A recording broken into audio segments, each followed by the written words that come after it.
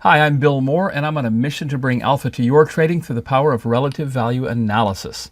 If you want candlestick patterns, then go look someplace else. But if you'd like to start trading like a professional, then stick around. So today we went back to our 11 baskets of the sector ETFs. There's a whole bunch of products in there.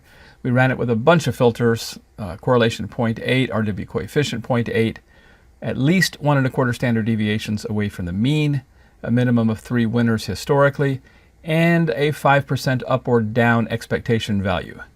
So given that, there was still, I don't know, probably 20 or so potential pairs here, but interestingly, one came up that we're going to take a closer look at. It's Cisco and Intel. And again, it's the second time in our recommendations here that we've got a repeat. In other words, Cisco Intel was a profitable trade from about a month ago. So it moved fairly quickly to a profit position. It started moving back, so we closed it. And now it is in a position again, and we're going to take a closer look to open it up also as a short, I believe. But let's go take a look. Yeah, so last time we traded it right in this area, remember? And it's came back down nicely. It didn't quite get to the mean before it started reversing and we got out here. But now it's had a big jump up 6 or 7 days ago. It's kind of started moving back down already, but it's way up here. And, you know, I guess we could be afraid of it because perhaps it's in a new range, but historically this has been a very good pair. As a matter of fact, it's got a perfect track record historically. So they've been very solid for years together, right? Intel and Cisco. But this looks like something I'd like to take a closer look at, and it's already made us a little bit of money. So let's go look at it in the Observe page. So if we take a look up here,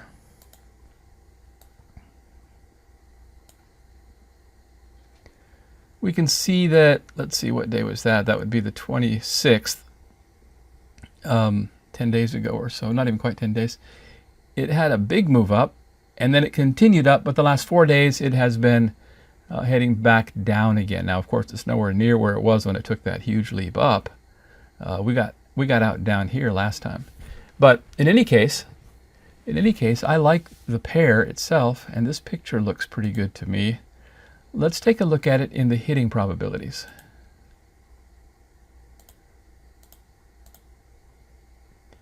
So the mean reversion is good. It's not like a monster mean reversion chart, but that looks okay. Let's look at 10,000 simulations here.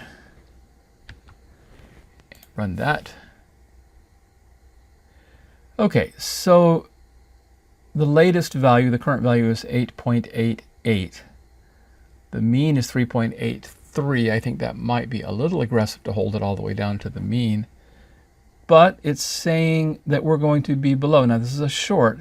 We're going to be below that number, a current number, 30 days from now, 82% of the time. Now, 82% is good, but it's not great. And I think it's showing that because of that jump, that big move up. It's kind of in new territory. And so it's basically got some percentage of the time where it's going to spin out of control, and the rest of the time that it comes back down and gets back into an area where the motion of the pair is something we've seen before.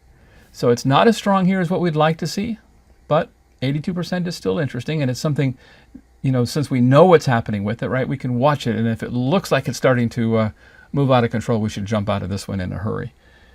But it's saying half the time we're going to be back all the way to the mean. It's going to take 52 bars to get there, and the mode being 37. So not a huge fast thing back to the mean here, but I don't think we would actually be looking all the way back to the mean. Let's put this on, I don't know, 6, just for something to take a closer look at. See, at 6, it's saying 24 bars half the time and 14 bars being the mean.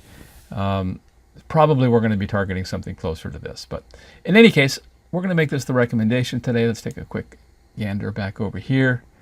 So it's had a great picture. It's got a perfect track record, but it's had this huge jump up here 6 or 7 days ago, and it's started to move back down right now. So I kind of like this one. It's Cisco versus Intel, CSCO versus INTC, a ratio of 0.89. RW coefficient, correlation is 0.93, and RW coefficient 0.84, let's say. These are very good numbers. Perfect track record, like we said. an interesting picture.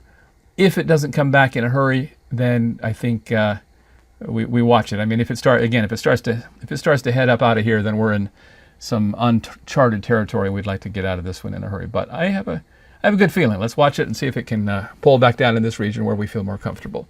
So today's recommendation: CSCO minus 0.89 of INTC. It is a short. So for every share of CSCO that you sell, you're going to buy 0.89 shares of INTC. Good luck with your trading.